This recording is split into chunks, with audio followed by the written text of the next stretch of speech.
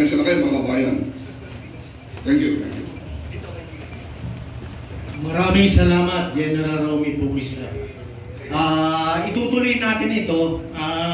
Kung sino yung gustong magtanong, pwedeng magtanong at sasagutin natin ang inyong mga katanungan. Pero bago tayo magsimula, dahil nandito na rin tayo, magkakaroon tayo ng isang panalangin. Ipagdasal natin yung ating magigiting na 18 Noble Marines. At tayo na rin, tayo ay mananatili rito panandalian para kung sino man yung may katanungan tungkol sa mga nangyayari is masagot natin. So tinatawagan natin si Bishop Angel Ortega para sa panalangin para sa 18 Noble Marines natin at sa ating lahat na nandito kayo sa Ilocos. Bishop Angel, sir.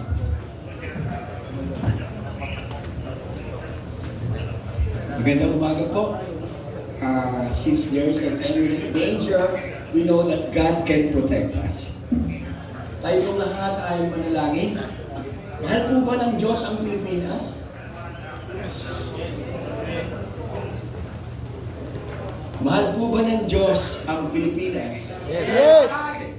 Sabi po sa pera natin na nakasulat, kung titingnan ninyo, nakalagay doon, pinagpala ang bayan na ang Diyos ay ang Panginoon. Ano po ibig sabihin nun? May pakialam ang Diyos sa bayan ng Pilipinas. Mahal ng Diyos ang Pilipinas at may plano ang Diyos sa Pilipinas. At ito na yon. Ito na po yung panahon na yon. Kaya lalapit po tayo sa Father God, sa ating Diyos Ama, the God Almighty, our Father in Heaven, upang tayo po ay manalangin lalo na sa ating pong i-honor ng mga Marines. Mahal po sila ng Diyos at ang Diyos po ang magpapala at magpoprotekta at sa ating bansa. Tayo po ay manalangin. Father God in heaven, your government kingdom come upon us and your will, intentions be done upon this nation, the Philippines. You have a wonderful plan. Even before the creation of the world, you have ordained that this nation shall be great. Ang Amerika, ang Great Britain, Japan, Middle East, Singapore, and other nations, South Korea, ay narating na nila ang kanila pong rurok at panahon ng kanila pong victory, success, pagpapala, kasaganaan. But the Philippines, this is our season. This is our time.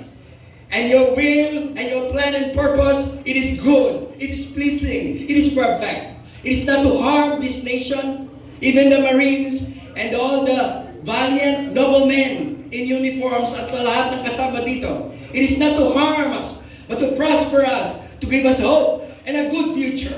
And this is what we believe, and we know it is true. Father God in heaven, your eyes are upon us. Your will is our desire. Tulungan niyo po kami to have the spirit of patriotism, the spirit of heroism, the spirit of self-sacrifice, that we are willing to yield, submit our own agenda, that the agenda and the destiny of this nation shall be done. Your will shall be done. Let your government, your kingdom come, and your plan and purposes be accomplished upon this nation. Father God, anumang bagay na gawa ng kaaway o sino mang mga naghahangad na mga tao upang ang bansang ito ay manatiling bobo at mahirap. Father God in heaven, as we stand here covered by the blood of Jesus, surrounded by your angels, sinisira namin ang mga planong ito at di namin pinapayagang magpatuloy pa sa aming bansa. Let your hand of favor and blessing be upon our nation, be upon our Marines, be upon our uniformed men, be upon these patriots, these people who love this nation. We bless, oh God, ang mga bilyonaryo na may takot sa Diyos. Binibless namin ang mga underground society na may takot sa Diyos. Binibless namin ang mga intelligence community na may takot sa Diyos. Let them arise and let them expose the things that are being done in this nation upang madaling manatiling mahirap ang bansang ito. Hindi lang namin kailangan, Father, we pray, not just for new leaders, but a new system. Change the mindset. Change the culture. Pakialaman niyo po ang aming bansa. At alam po namin, hanggat may naniniwala, nananampalataya, may tumatawag sa Diyos, at may mga taong handang magsakripisyo na mahal ang kanilang bansa, whatever religion they may have, whatever belief system they may have, makikinig ka po. You have a record of faithfulness. You have a record that you do not tell a lie. All your promises and blessing na binigkas sa bansang ito, be it done unto us according to your word. Bless your people. Bless your sons and daughters. Bless the Filipino people. Bless, oh God, and protect the 18 Marines and the lawyers at lahat na may kinalaman dito. Salamat po. Ang amin pong sisikat na araw para hindi lamang sa salitang bagong Pilipinas ay totoo nga pong magliliwanag. For the glory of your name. In Jesus' name. Everybody say, Amen.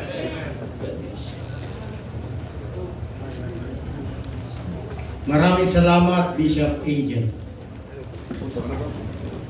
Bakit po nandito tayo ngayon? Walang kikilala at magpaparangal sa isang makabayang sundalo, kundi ang kanyang pamilya at ang kanyang mga kapatid na sundalo, retired man or active, na nais maitama ang maraming mali sa bansa nating ito para sa kinabukasan ng ating mga anak at sa mga susunod pang salinglahing Pilipino. Kaya tayo nandito ay para ipaalam sa buong bansa at sa buong mundo na ang isang dakilang Pilipino ay hindi lamang mananahimik sa diabolikong pagkontrol ng mga tiwaling politiko at mapagsamantalang mga oligarko.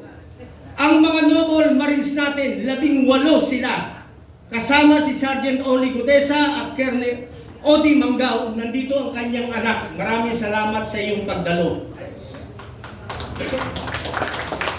Sila ay nakagawa ng mas mahalaga at makabayan na desisyon at aksyon kaysa sa kabuuang serbisyo ng ilang sundalo na matagal nang pumasok sa larangan ng politika, ngunit walang natutuhan sa kanilang katandaan.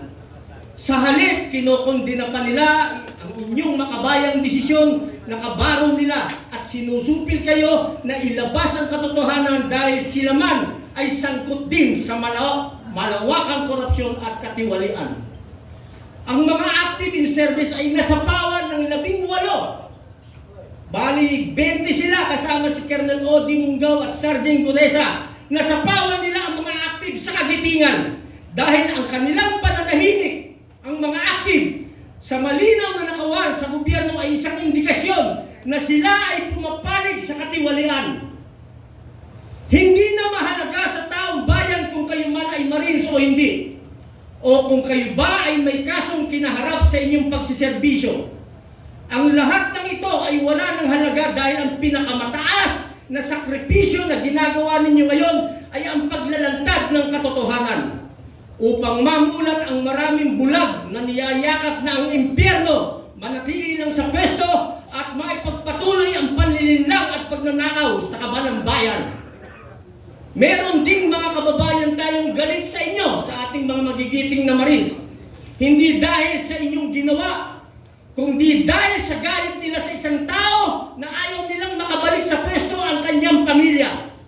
Ito ay bunga ng paulit-ulit na panlilinlang ng mainstream media at social media kung saan ang mali ay inuulit-ulit araw-araw hanggang magmukhang tama sa paningin na nakakarami. Ganito nila hinuhulma ang kaisipan ng karamihan na mababaw ang pananaw. Mabuhay kayo, mga kapatid naming magigiting na sundalo. Mahal namin kayong lahat, mula sa aming mga military at PNP retirees, MNLF, MILF, at sa lahat ng ating nakararaming taong bayan. Nakikita ng tao ang lahat ng inyong ginagawa, ngunit tanging Diyos lang ang nakakaalam ng tunay na laman ng inyong mga puso. Daang libo na ang mga retirees at active in service ang taimtim na sumusuporta sa inyong kagitingan at alam natin ito deep within our hearts. Ang ginawa ninyo ay pinakamataas na antas sa larangan ng pagtupad sa inyong tungkulin bilang sundalo ng bayan. Tunay naging basura sa tingin at pananaw ng taong bayan ang mga dating sundalo na ngayon ay mga politiko na sa matagal na panahon at mga active in service na tahimik karamihan ay nabayaran na din at kasabwat nila sa katiwalian. Kung walang gustong gumawa ng tama, sino pa ang ating aasahan? Kung hindi natin ngayon ito gagawin ng sama-sama, kailan pa? Minsan lang tayo mabubuhay sa mundong ito at never na ito mauulit pang muli. Hindi namin kayo iiwanan ang ating magigiting na mga Marines sa laban at sama-sama tayong mamamatay para itama ang maraming pagkakamali sa nag-iisa nating bayan. Lahat tayo ay huhusgahan ng Diyos at ng kasaysayan. Sama-sama tayo ngayon na! Marines! Marines! Marines!